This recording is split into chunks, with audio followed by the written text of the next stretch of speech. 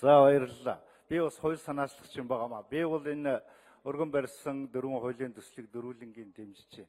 Тэгээ дөрвөлнгийн одоо дараад нь том ажлын хэсэг гарч байгаад тэгээд нэг ярьж байгаад нөхцөл сайн хууль гаргачихын зүйтэй байх. Ер нь зүгээр энэ ардчлалын 25 жилийн түүхэндээ бол бид нар байж болох баргал бүх хувилбарыг туршаад үзчихсэн байл лээ дээ.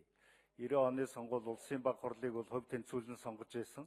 Тэгээ хамгийн сонирхолтой нь бол намын квот дээр хэн нь улсын баг хурлын гишүүн болох вэ гэдгийг бол сонгуулийн үедээ бол мэдэхгүй байж байгаа. Дараад нь ардын хурал дээр одоо сонгож байсан шүү дээ. За ардын хурлаа бол 430 депутатаа нэг мандат нэг тойрог гэсэн юм зарчмаар сонгож байсан. 92 онд бол олон мандаттай томсгосон тойрог. 96 2004 онод бол 76 мандат 76 тойрог. 2008 он бол олон мандаттай том тойрог. 12 он бол одоо профессионал мажоритар 2 хойлмог гэдэг ингээд их олон янзын дуршилт хийгээд ингээд яваад байгаа.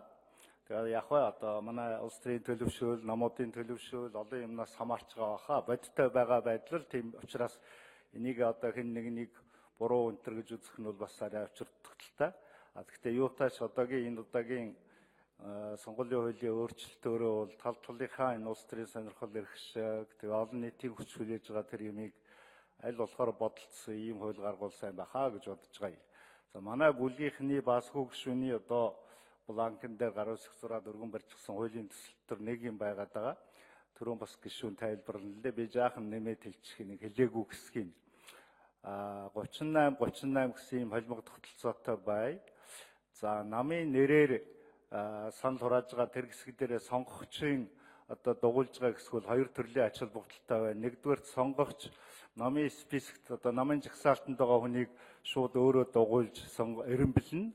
Хоёрдугаарт нь бас одоо намын нэрсийн жагсаалтанд байгаа хүнийг эренбэлж байгаагаараа цаанаа бас намд нь давхар санал өгч байгаа гэж бид нар бол ийм одоо томьёоллоор энэ хуулийн төслөө оруулж ирсэн.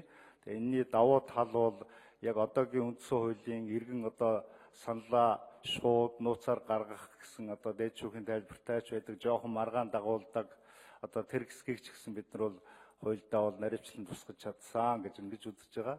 За тэгээ бүх хуулийн төслүүдийг бол дэмжиж байна.